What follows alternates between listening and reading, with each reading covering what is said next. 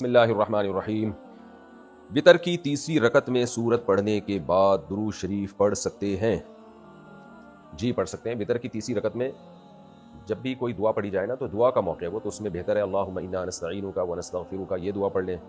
اس کے بعد اگر اللہم اہدنا فیمن ہدیت پڑھنا چاہیں وہ بھی پڑھ سکتے ہیں، اور کوئی بھی دعا پڑھ سکتے ہیں تو درود شریف کی دعا ہے تو وہ بھی پڑھ سکتے ہیں۔ اگر جماعت سے نماز پڑھتے ہوئے بیچ میں وضو ٹوٹ جائے تو باہر کیسے نکلیں؟ پیچھے کافی لوگ ہوتے ہیں، ان کی نماز میں خلل آئے گا، آنے دیں، نکل جائیں آپ۔ کیا زکوٰۃ ایڈوانس میں دے سکتے ہیں؟ جی ہاں دے سکتے ہیں۔ کچھ دنوں پہلے ہمارے والد صاحب کو سینے میں درد ہوا، ہم سمجھے کہ گیس کا درد ہے، جو کہ ان کو پہلے بھی ہوتا رہتا تھا۔ ہم نے ساری کوششیں کی، پھر ہم ان کو ڈاکٹر کے پاس لے کر جانے لگے تو ان کا انتقال ہی گھر پر ہو گیا۔ یہ سوال تو مجھے لگ رہا ہے پہلے بھی کسی نے پوچھا ہے۔ آج 21واں روزہ ہے نا 2025 رمضان کا۔ اچھا مجھے لگ رہا ہے سوال پہلے بھی آ چکا ہے۔ خیر، ڈاکٹر نے کہا کہ ان کی اندر زندگی کے کوئی آثار نہیں ہے۔ ہمارے بعض رشتہ دار میں کہتے ہیں تم لوگوں نے اپنے ابو کے ساتھ زیادتی کی، اگر جلدی لے جاتے تو ابو بچ جاتے، اس کا کفارہ کیا ہے؟ جب کسی نے مرنا ہوتا ہے نا تو بس وہ مر جاتا ہے، آپ نے کوئی زیادتی نہیں کی۔ سب نارملی لوگ یہی سمجھ رہے ہوتے ہیں کہ بھئی گیس کا درد ہے، اس لیے ٹینشن نہ لیں۔ ہاں باقی یہ ہے کہ جب والدین کی عمر ہو جائے، حد زیادہ ہو جائے، تو ویسے ہی ان کی چھوٹی باتوں کو بھی سیریس لے لینا چاہیے، کیونکہ اب ظاہر والد صاحب ہیں تو اب سینے میں درد ہو رہا ہے تو احتیاط کا تقاضا یہی تھا، فوراً ڈاکٹر سے رابطہ کرتے۔ لیکن کیونکہ پہلے کبھی ایسا ہوا ہی نہیں، اس لیے آپ کی کبھی توجہ ہی نہیں گئی اس بات کی طرف، تو اور آپ نے خود بتایا کہ گیس کا درد ہے جو ان کو پہلے بھی ہوتا رہتا تھا، تو اس میں انشاءاللہ آپ کا کوئی قصور نہیں ہے۔ بہرحال احتیاطاً استغفار کر لیں، آئندہ احتیاط کریں اپنے گھر کے خاندان کے بڑوں کے معاملے میں۔ لیکن یہ جو دل میں ٹینشن لے کے بیٹھ گئے ہیں، یہ ٹینشن دل سے نکالیں، ورنہ آپ کے بھی درد شروع ہو جائے گا پھر۔ ایک غیر مسلم لڑکا ہے جو دل سے اسلام کو مانتا ہے اور اللہ کو بھی مانتا ہے، لیکن اس نے جا کر باقاعدہ اسلام قبول نہیں کیا جان کے خوف سے۔ اگر اس نے کسی مسلمان لڑکی سے نکاح کر لیا تو کیا اس کا نکاح ہو جائے گا؟ دیکھیں، دل سے اسلام کو ماننا، اللہ کو ماننا، اس سے انسان مسلمان نہیں ہو جاتا جب تک کہ زبان سے اقرار نہیں کرتا۔ قرآن کہتا ہے وَجَحَدُوا بِهَا وَاسْتَيْقَنَتْهَا أَنفُسُهُمْ ظُلْمًا وَعُلُوًّا، کہ فرعونیوں نے جو ہے نا انکار کیا موسیٰ علیہ السلام کا، حالانکہ دل میں وہ یقین تھا کہ موسیٰ علیہ السلام اللہ کے پیغمبر ہیں۔ تو زبان سے بھی اقرار کرنا پڑے گا جب اسلام میں داخل ہوتا ہے۔ غیر مسلم کو یہ کہنا پڑے گا کہ میں اپنا پچھلا مذہب چھوڑتا ہوں اور اسلام میں داخل ہوتا ہوں۔ تو ہاں یہ الگ بات ہے کہ اناؤنس کرنے میں، اس کو یعنی پبلکلی اناؤنس کرنے میں، اگر اس کو جان کا خوف ہے تو پبلکلی اناؤنس نہ کرے، لیکن اب جہاں لڑکی سے شادی ہو رہی ہے وہاں بتا دے کہ میں اسلام قبول کر چکا ہوں، اور احتیاطاً سرٹیفکیٹ بھی بنوا لے، تو اس میں جو ہے اس کا اگر وہ اقرار کر لیتا ہے کہ میں مسلم ہوں اور بتا دے بھائی میں اناؤنس اس لیے نہیں کر رہا کہ مجھے جان کا خوف ہے، تو پھر اس کو مسلمان ہی سمجھا جائے گا۔ لیکن اس میں یہ ہوتا ہے کہ بعض دفعہ لڑکیاں بتاتی ہیں کہ جی جس سے ہم شادی کرنا چاہتی ہیں وہ غیر مسلم ہے جو اسلام قبول کر چکا ہے لیکن اناؤنس نہیں کر رہا۔ میں کہتا ہوں بھائی اللہ تو اس کے دل کی حالت کو جانتا ہے، آپ کو کیا پتا؟ کیونکہ ایسے کیسز آئے ہیں کہ وہ دل سے مسلمان نہیں ہوا تھا، اس نے زبان سے کہہ دیا اور اناؤنس کر نہیں رہا وہ، تو بعد میں پتہ چلا وہ تو ابھی بھی غیر مسلم ہی ہے۔ تو ہم کسی کے دل کے حالات پر فتویٰ نہیں دے سکتے، لیکن شریعت نے معاملات کرنے میں، جب کسی سے آپ کوئی معاملات کریں گے نا، نکاح بھی تو ایک معاملہ ہے، تو اس میں پھر شریعت نے احتیاط کا حکم دیا ہے۔ مفتی صاحب، میں جب بھی اللہ کو یاد کرتا ہوں شیطان کوئی نہ کوئی رکاوٹ ڈال دیتا ہے، نماز پڑھنا بھی مشکل ہو جاتی ہے۔ نماز پڑھنا شروع کرتا ہوں تو کسی نہ کسی انسان کا چہرہ آتا رہتا ہے، جب اللہ کو یاد کرتا ہوں تب بھی کسی انسان کا چہرہ آ جاتا ہے۔ برائے مہربانی اس کا حل بتائیں۔ اس کا حل یہ ہے کہ آنے دیں، جو آ رہا ہے آنے دیں، آپ اس کی ٹینشن نہ لیں، اس کو دور کرنے کی کوشش کریں گے تو یہ اور آئیں گے۔ جو اللہ نے آپ کے ذمہ کام لگایا ہے نا وہ آپ کام میں لگے رہیں، اور جو خیالات آ رہے ہیں ان کو آنے دیں، بھگائیں بھی نہیں ان کو۔ تو آپ کا جب اللہ کا ذکر ہے، آپ تسبیح لے کے اللہ کو یاد کریں، نماز پڑھیں، بس نارملی جیسے سب مسلمان کرتے ہیں آپ بھی کرتے رہیں، اور جو آڑے ترچے خیالات آ رہے ہیں نہ ان کو نکالنے کی کوشش کریں، نہ ان کو زبردستی لانے کی کوشش کریں، ٹینشن لینا چھوڑ دیں تو ختم ہو جائیں گے۔ دیکھو ہم اسکول میں نا کسی بچے کو چھیڑتے تھے، اللہ معاف فرمائے، تو جو چڑھتا تھا نا اس کو زیادہ چھیڑا جاتا تھا۔ کسی کو کہہ دیا موٹو موٹو، اب اس کو غصہ آ رہا ہے تو پھر سب بچے اس کو پکڑ کے چھیڑتے تھے موٹو موٹو موٹو۔ تو شیطان بھی یہی کرتا ہے کہ جب آپ وسوسوں سے تنگ ہوتے ہیں تو شیطان وسوسے اور لے کر آتا ہے، تو آپ تنگ ہونا چھوڑ دیں، وسوسے مارکیٹ سے شارٹ۔ کسی بچے کو آپ چھیڑیں تو وہ نہیں، یعنی چڑ کے ذریعے چھیڑیں تو وہ نہیں، جب چڑے گا اس کو غصہ ہی نہیں آئے گا تو پھر کہنے والا خود ہی چھوڑ دیتا ہے کہ یار اس پہ تو کوئی اثر ہی نہیں ہو رہا۔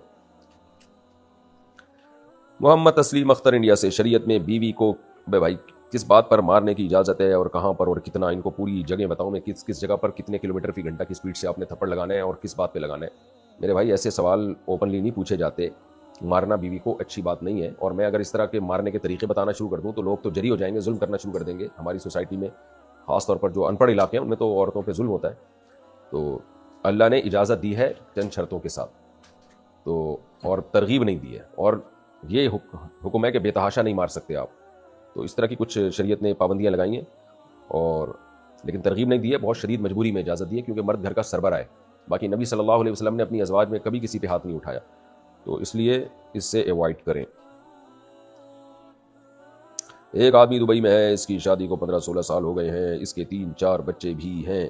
اب ایک عورت نے جو کہ ان کے رشتہ دار ہے یہ بتایا کہ اس آدمی نے اور اس کی بیوی نے ایک عورت کا دودھ پیا ہے، تو اب کیا کرنا ہوگا؟ کچھ بھی نہیں کرنا ہوگا، ایک عورت کی گواہی سے اب رشتہ نہیں حرام ہو جاتا۔ یہ ہوتا ہے شادی کے بعد بعض دفعہ کوئی آ کے بتا رہے ہوتے ہیں انہوں نے ایک دوسرے کو دودھ پیا، تو جب تک معتبر گواہیوں سے یہ ثابت نہ ہو جائے اس کی کوئی حیثیت نہیں ہے۔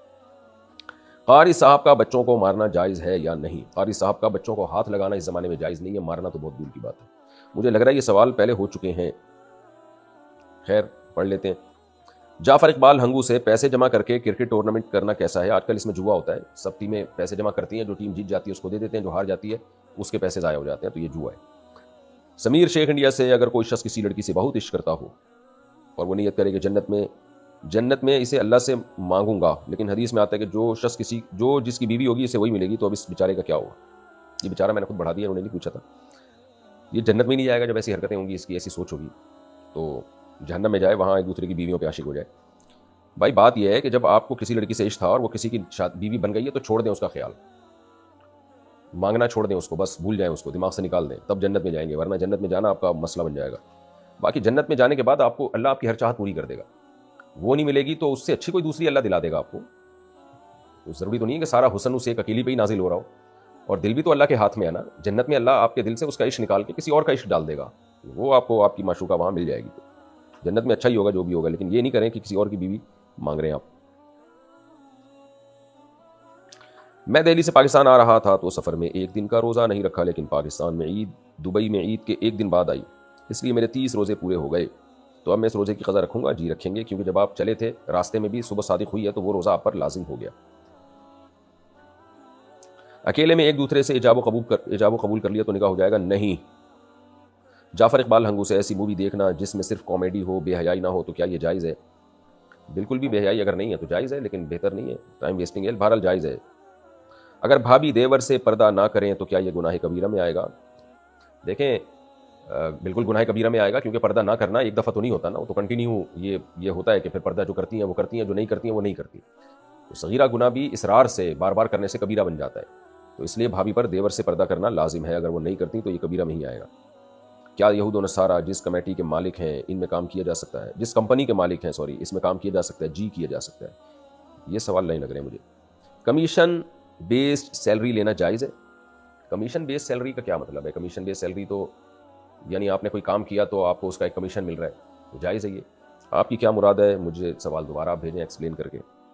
اگر ہمارے گھر میں قرآن خوانی یا قل خوانی یا ربیع الاول کا کھانا آئے تو کیا وہ کھانا جائز ہے، جبکہ پتہ ہو کہ وہ ختم اللہ کے نام پر ہی پڑھا ہے، وہ ختم اللہ کے نام پر ہی پڑھا ہے، کسی غیر اللہ کے نام پہ نہیں پڑھا، تو کیا رشتہ داری نبھانے کی نیت سے یا کھانے کی بے حرمتی نہ کرنے کی نیت سے اس کو کھا سکتے ہیں؟ مدذلہ العالیہ، جو سامنے آیا کھا لیا۔ دیکھو بھائی، قرآن خوانی یا قل خوانی یا ربیع الاول کا کھانا یہ بہرحال بدعت ہے۔ جو قرآن خوانی ایصال ثواب کے لیے ہوتی ہے، اس کا ہمیں کوئی ثبوت نہیں ملتا نبی صلی اللہ علیہ وسلم سے، تو نہ کھایا کریں۔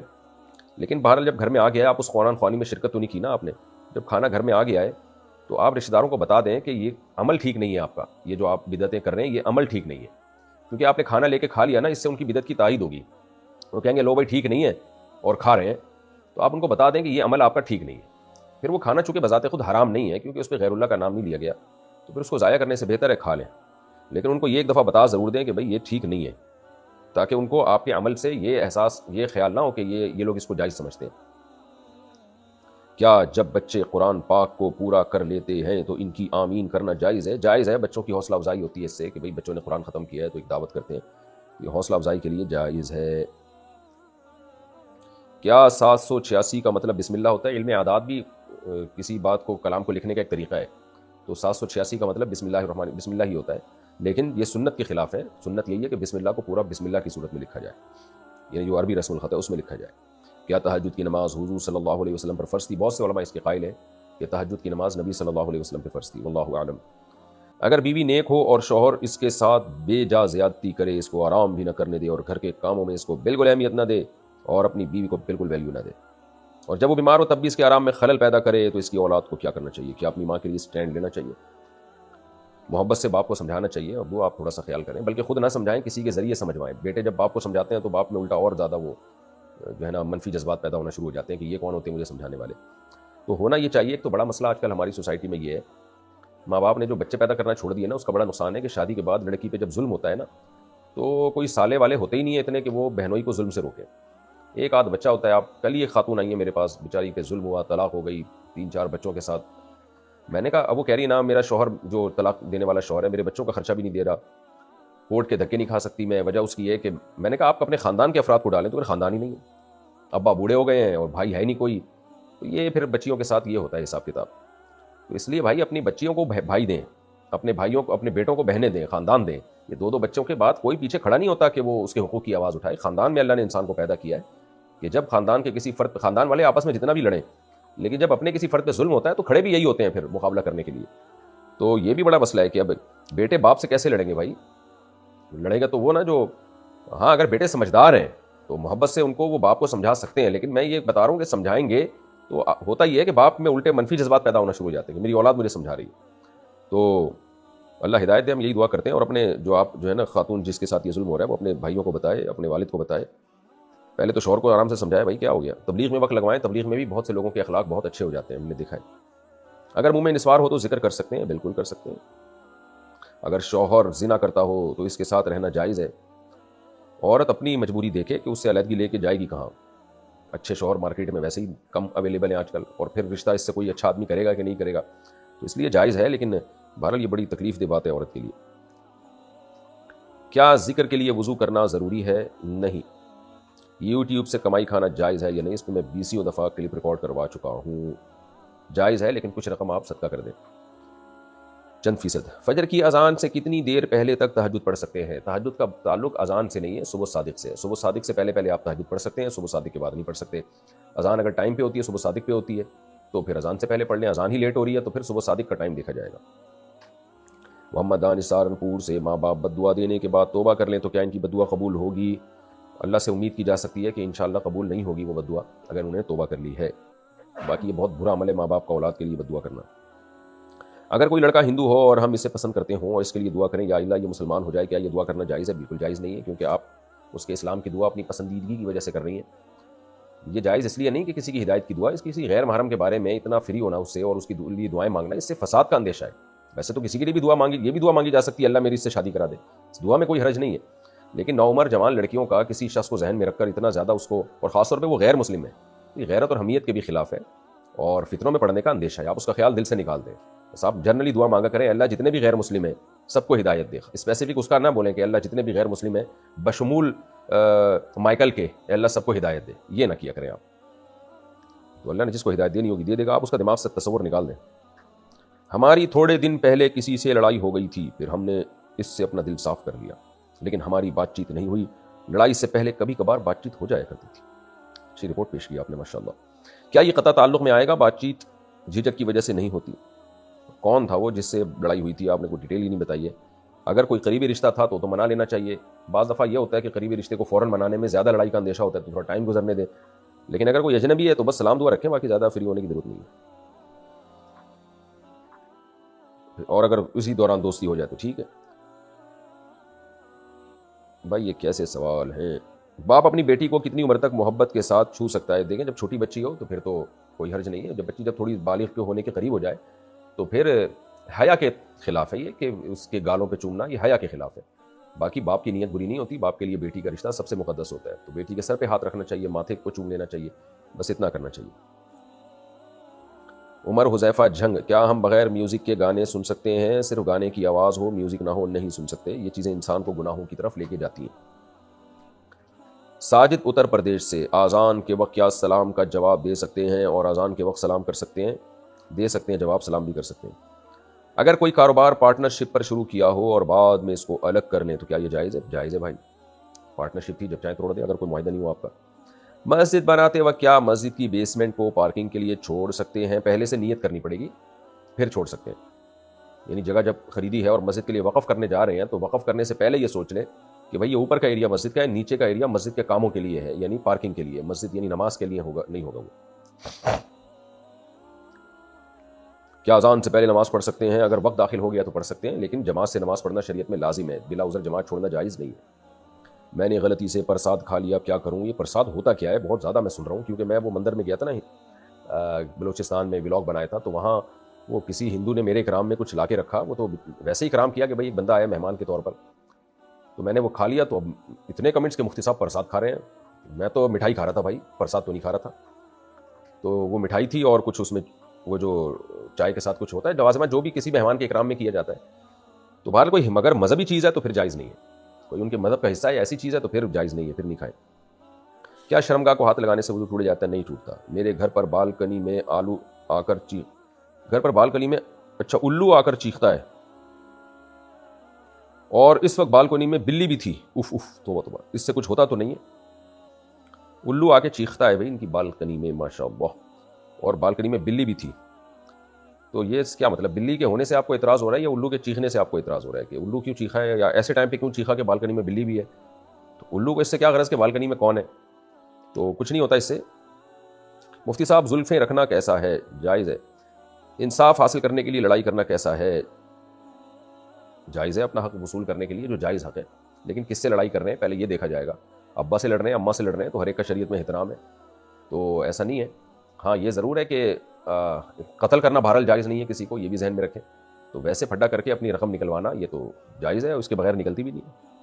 مبہم سوال نہ پوچھا کریں، پوری بات پوچھا کریں کہ اس کام کے لیے لڑنا جائز ہے یا نہیں۔ شراز شمسی انڈیا سے اگر ہندو سفر سے آیا ہو، ابھی انہوں نے لکھا اتنا چھوٹا چھوٹا، اگر بندہ سفر سے آیا ہو اور بہت تھکن ہو تو کیا فرض نماز بیٹھ کر پڑھ سکتے ہیں؟ نہیں، صرف تھکن ہے، کوئی ایسا عذر نہیں ہے کہ فرض نماز آپ بیٹھ کے پڑھ لیں، وہ کھڑے ہو کے پڑھنا پڑے گی، فرض بھی وتر بھی۔ کسی کے انتقال کے بعد قبر پر بہت ساری اگربتیاں جلاتے ہیں، عمل کیسا ہے؟ حرام ہے، ناجائز ہے بھائی۔ عمیر احمد سعودی عرب سے اگر فرض نماز کی تیسری رکعت میں سورہ فاتحہ کے بعد کوئی آیت وغیرہ پڑھ لی تو کیا سجدہ سہو کرنا پڑے گا؟ اور اگر سجدہ سہو کر لیا تو کیا نماز ہو جائے گی یا نماز لوٹانی پڑے گی؟ دیکھیں، فرض کی تیسری چوتھی رکعت میں قرات نہیں ہے، بس سورہ فاتحہ ہے، لیکن اگر کسی نے قرات کر لی، جان کے بھی کر لی، تو بھی کوئی گناہ نہیں ہے، اس سے سجدہ سہو نہیں ہوتا۔ تو اگر سجدہ سہو کر لیا تو بھی کوئی گناہ نہیں ہے، لیکن کرنا نہیں چاہیے تھا، لیکن نماز بہرحال ہو گئی ہے۔ اگر ہمیں چکن پاکس ہوئے ہوں اور احتلام ہو جائے تو پھر ہم کیا کریں؟ نہانے سے نقصان ہوگا؟ احتلام کا مطلب بہت سے لوگ نہیں سمجھتے، نائٹ فال کو کہتے ہیں احتلام، تو چکن پاکس نکلے میں احتلام ہو جائے تو چکن پاکس میں وہ پانی بہت زیادہ نقصان دیتا ہے، ہم نے خود ڈاکٹر سے یہ بات سنی ہے، تو ایسی صورت میں تیمم کر کے نماز پڑھ لیں۔ نور قطر، کیا بیویوں کو نماز کے لیے مار سکتے ہیں؟ اگر وہ نماز نہ پڑھیں تو بیویوں سے پوچھیں، مجھ سے نہ پوچھیں یہ مسئلہ۔ ہمارے ایک عزیز کا انتقال ہو گیا، ان کے مرنے سے کچھ دن پہلے ان کے گھر سے بدبو آ رہی تھی جو صرف انہی کو آ رہی تھی، اس کا کیا مطلب ہے؟ اور اب ان کی اولاد ان کے لیے کیا کر سکتی ہے؟ ان کو جب بدبو آ رہی تھی، انہوں نے بتایا بھی کہ بدبو آ رہی ہے اور آپ نے اس بدبو کو دور کرنے کی کوشش نہیں کی، ہو سکتا ہے اسی کی ٹینشن لے لی ہو انہوں نے، تو خیر اس سے کچھ بھی نہیں ہے بھائی، بس ان کے لیے دعا کریں، مغفرت کی دعا جو نارمل میت کے لیے، مردوں کے لیے ہوتی ہے، اصالہ ثواب کریں، یہی کریں۔ اس بدبو آ رہی تھی نہیں آ رہی تھی اس بحث میں نہ پڑے۔ مجھے فجر کی نماز میں شک ہوا جب میں جماعت سے نماز پڑھ رہا تھا کہ میں نے سجدے میں پتہ نہیں کچھ پڑھا کہ نہیں، تو میں نے اکیلے میں سجدہ سہو کر لیا جب امام نے سلام پھیرا، تو کیا میری نماز ہو گئی یا لوٹانی پڑے گی؟ پہلی بات، سجدے میں اگر کچھ بھی نہ پڑھیں تو بھی سجدہ سہو نہیں ہوتا۔ دوسری بات یہ کہ امام کے پیچھے جب کسی سے غلطی ہوتی ہے تو بھی سجدہ سہو نہیں ہوتا۔ میرے ہسبینڈ کو یو کے گئے ہوئے 2 سال ہو گئے، وہ مجھ سے رابطہ بھی رکھتے ہیں، کیا ان کے لیے اس طریقے سے جانا جائز ہے؟ اگر میاں بیوی جوان ہیں تو پھر جائز نہیں ہے، 2 سال بیوی کی پرمیشن کے بغیر اتنا دور رہنا یہ جائز نہیں ہے۔ محمد وسیم ابو ظہبی سے، میرے ایک دوست کی لاٹری نکلی ہے، کیا میں اس سے وہ رقم قرض حسنہ کے طور پر لے کر اس سے کاروبار کر سکتا ہوں؟ کیا یہ جائز ہے ناجائز؟ حرام ہے، ناجائز ہے بھائی۔ شکیل صاحب چکوال سے، کیا اسٹیٹ لائف انشورنس کرنا جائز ہے یا نہیں؟ نہیں۔ اگر کوئی شخص کسی بھی نماز میں امام کے ساتھ دوسری یا تیسری رکعت میں شامل ہو اور پھر آخری رکعت میں تشہد کے بعد غلطی سے درود شریف بھی پڑھ لے تو کیا اس پر سجدہ سہو واجب ہوگا؟ نہیں واجب ہوگا، کیونکہ امام کے پیچھے تھا نا جب تک انسان امام کے پیچھے ہوتا ہے غلطی کرنے سے اس پہ سجدہ سہو لازم نہیں ہوتا۔ میں انڈیا سے ہوں، میرے گھر والوں نے میرا نام کافر الدین رکھ دیا، استغفر اللہ، اب میں کیا کروں؟ آپ مسلم الدین کر دیں اس نام کو، کسی کو مذاق میں بھی کافر کہنا یہ بہت بڑا جرم ہے، تو ماں باپ کو ہو کیا گیا ہے آپ کا نام انہوں نے یہ رکھ دیا ہے، اللہ ان کو ہدایت دے بھائی، کتنا بھی بڑا جرم ہو کسی کو کافر نہیں کہا جا سکتا، اور اس کا نام رکھنا اور یہ سب بہت بری چیز ہے۔ کیا پرائز بانڈ جائز ہے یا نہیں؟ جائز نہیں ہے۔ قبلے کی طرف پیر کرنا گناہ ہے، تو کیا قبلہ اول کی طرف بھی پیر کرنا گناہ ہے؟ نہیں جی، قبلہ اول کی طرف پیر کرنا گناہ نہیں ہے۔ اچھا، بعض لوگ یہ دلیل دیتے ہیں کہ بھئی قبلے کی طرف پیر کرنے کے ناجائز ہونے کی کیا دلیل ہے؟ میں بتا دیتا ہوں، قرآن مجید میں اللہ نے حکم دیا ہے کہ وَمَن يُعَظِّمْ حُرُمَاتِ اللَّهِ فَإِنَّهَا وَمَن يُعَظِّمْ حُرُمَاتِ اللَّهِ وَمَن يُعَظِّمْ شَعَائِرَ اللَّهِ فَإِنَّهَا مِن تَقْوَى الْقُلُوبِ۔ اللہ تعالیٰ نے ہمیں لا تحلوا شعائر اللہ، اللہ کے شاعر جتنے بھی ہیں ان کا احترام کا حکم دیا ہے۔ اب احترام تو واجب ہے، احترام کیا کیسے جاتا ہے؟ تو شریعت انگلی پکڑ کے ہر چیز میں نہیں بتاتی، بلکہ شریعت ایک اصول اور ضابطہ بتاتی ہے کہ بھائی احترام کرنا ہے تم نے، کرنا کیسے یہ ہمیں عرف بتاتا ہے۔ اس کی مثال ایسے ہے جیسے اللہ نے ہمیں ماں باپ کے احترام کا حکم دیا، احترام کیسے کرنا ہے؟ اب یہ ہر چیز ہمیں گائیڈ نہیں کی جائے گی، اس میں ہمیں بہت ساری چیزیں عرف بتاتا ہے۔ مثال کے طور پر آپ کے ابا بیٹھے ہوئے اور آپ نے ان کی طرف پاؤں کر کے بیٹھ گئے آپ، تو ابا کہیں گے بیٹا ٹانگیں ہٹاؤ، یہ کیسے میری طرف پاؤں پھیلائے ہوئے ہیں؟ تو آپ کے ابا، قرآن میں کہاں لکھا ہے کہ ابا کی طرف پاؤں پھیلانا منع ہے؟ ابا کہے گا بیٹا قرآن میں یہ تو ہے نا ابا اماں کا احترام کرو، ہاں جی یہ تو ہے، لیکن پاؤں پھیلانے کا تو نہیں ہے نا۔ تو بیٹا کسی کی طرف پاؤں پھیلانا ہی بے ادبی ہے۔ تو اس لیے بیت اللہ کی طرف رخ ہم کرتے ہیں، اسی رخ پہ ہم سجدہ کرتے ہیں، یہی سوچ کے کہ ادھر ہی بیت اللہ اسی طرف ہے، تو اس جہت کے ہمیں، اس سمت کے ہمیں احترام کا حکم دیا گیا ہے۔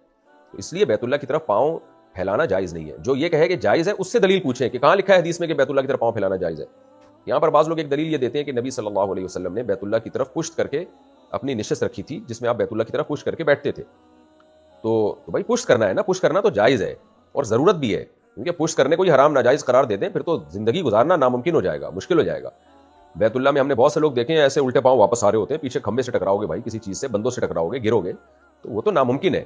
تو ایسا ادب جس کا کرنے میں بہت حرج ہو تو وہ شریعت نے اس کو، یعنی وہ ادب پھر ادب نہیں ہوتا، وہ ایک ٹینشن بن جاتی ہے۔ تو قبلے کی طرف پاؤں رکھ کرنا اس میں تو کوئی ضرورت نہیں ہے، آپ موڑ لیں پاؤں، تھوڑا سا دائیں بائیں کر لیں، ہاں جہاں ضرورت ہو وہاں جائز ہے۔ جیسے اسپتالوں میں پیشنٹ لیٹے ہوئے ہوتے ہیں، ان کا رخ ہی قبلے کی طرف ہوتا ہے پاؤں کا، وہ یعنی اس بستر کا، اب اس بستر کو دائیں بائیں کرنا بہت مشکل ہوتا ہے، پورا اسپتال کا سیٹ اپ خراب ہوتا ہے، تو پھر ٹھیک ہے بھائی اسی کی طرف رکھ لیں، پھر مجبوری ہے۔ آپ معذور ہیں، آپ سے پاؤں فولڈ نہیں ہوتے نماز میں، بیٹھ کے نماز پڑھ رہے ہیں تو پاؤں قبلے کی طرف کر لیں۔ تو جہاں ضرورت ہو وہاں بلا کراہت جائز ہے، جہاں ضرورت نہ ہو تو پھر بیت اللہ قابل تعظیم ہے، اس کی طرف پاؤں کرنا یہ بے ادبی ہے، اس سے اجتناب کرنا لازم ہے۔ اور جو کہے نا کہ بیت اللہ کی طرف پاؤں کرنا ناجائز ہے، اس کی دلیل کیا ہے؟ آپ اس سے پوچھیں جائز ہے، اس کی دلیل کیا ہے؟ شوہر نے اپنی بیوی کو 2 دفعہ کہا تم میری طرف سے آزاد ہو، اور اس کی بیوی حمل میں تھی، پھر ایک مولوی صاحب سے مسئلہ پوچھا تو انہوں نے کہا آئندہ ایسے نہ کہنا، اس کے علاوہ کچھ نہیں کہا۔ پھر اس کے بعد کچھ عرصے کے بعد شوہر نے اپنی بیوی کو کہا تم مجھ پر حرام ہو، لیکن حرام کے لفظ سے طلاق دینا مقصد نہیں تھا، بلکہ یہ کہنا مقصد تھا میں تم سے مستری نہیں کروں گا۔ کیا 3 طلاقیں واقع ہو گئی ہیں؟ جب بول دیا نا تم میری طرف سے آزاد ہو، تو اس سے پہلے کلام کیا چل رہا تھا، بات چیت کیا چل رہی تھی وہ بتائیں، اور اگر کوئی بات چیت نہیں چل رہی تھی، بالکل آرام سے بیٹھے بیٹھے کہہ دیا تم میری طرف سے آزاد ہو، تو میری طرف سے کا جو لفظ اس نے کہا نا یہ واضح قرینہ ہے کہ یہ طلاق ہی ہے۔ تو ایسا کلام طلاق کے علاوہ کسی اور معنی میں مستعمل نہیں ہوتا، اور اس سے ہوتی بھی پھر صریح طلاق ہے، پھر یہ کنایہ کے طور پہ نہیں ہے۔ تو اس لیے پھر اس سے 2 طلاقیں واقع ہو گئی، میری طرف سے تم آزاد ہو۔ اگر پیچھے کوئی کلام چل رہا تھا وہ بتائیں مجھے، اگر کچھ بھی نہیں تھا بیٹھے بیٹھے ویسے بولا ہے تو میری طرف سے تم آزاد ہو، تو میری طرف سے کا جو دیکھیں آزاد کے لفظ سے طلاق نہیں ہوتی، یہاں ہے میری طرف سے، یہ ایک الگ جملہ ہے۔ تو صرف کسی نے اپنی بیوی کو کہہ دیا تم آزاد ہو، اس سے نہیں ہوگی، اس میں تو اس کی نیت پوچھی جائے گی۔ یہاں ہے کہ میری طرف سے، اس پر ہم نے پوری ایک تحقیق ہے، جامع الرشید میں مفتی عابد شاہ صاحب نے بہت زبردست اس پہ تحقیق لکھی تھی، تو وہ بالکل عرف کے مطابق انہوں نے اس کو ایکسپلین کیا اس میں۔ تو اس تحریر کا ہی خلاصہ میں بتا رہا ہوں، اور میں بھی اس تحریر سے متفق ہوں۔ میری طرف سے کا لفظ جب بول دیا تو اس کا مطلب ہے کہ اگر سیاق و سباق میں کوئی ایسا قرینہ نہیں ہے جس سے پتہ چل رہا ہے کہ اس کی نیت طلاق کی نہیں ہے، تو پھر تو ہم یہی کہیں گے نہیں ہے۔ لیکن اگر بیٹھے بیٹھے وہی کہہ رہے ہیں میری طرف سے تم آزاد ہو، تو یہ کلام پھر طلاق ہی کے معنی میں استعمال ہوتا ہے اور صریح طلاق ہے۔ تو اس سے 2 طلاقیں واقع ہو گئی ہیں، اور جب تیسری دفعہ کہا تم مجھ پر حرام ہو، تو حرام کا لفظ میں یہ کہنا کہ میری مراد ہم بستری تھی، یہ بھی ظاہر کے خلاف ہے۔ حرام کا لفظ ہمارے عرف میں نکاح توڑنے ہی کے معنی میں استعمال ہوتا ہے، کسی اور معنی میں استعمال نہیں ہوتا، اس لیے حرام کا لفظ بھی صریح طلاق ہے۔ تو اس طرح 3 طلاقیں واقع ہو گئی ہیں، لیکن پھر بھی طلاق کا مسئلہ ہے، شوہر کو چاہیے جو بات چل رہی تھی بیوی کے سامنے اس کو پوری تفصیل لکھ کے دوبارہ سوال بھیجے، استفتاء کرے۔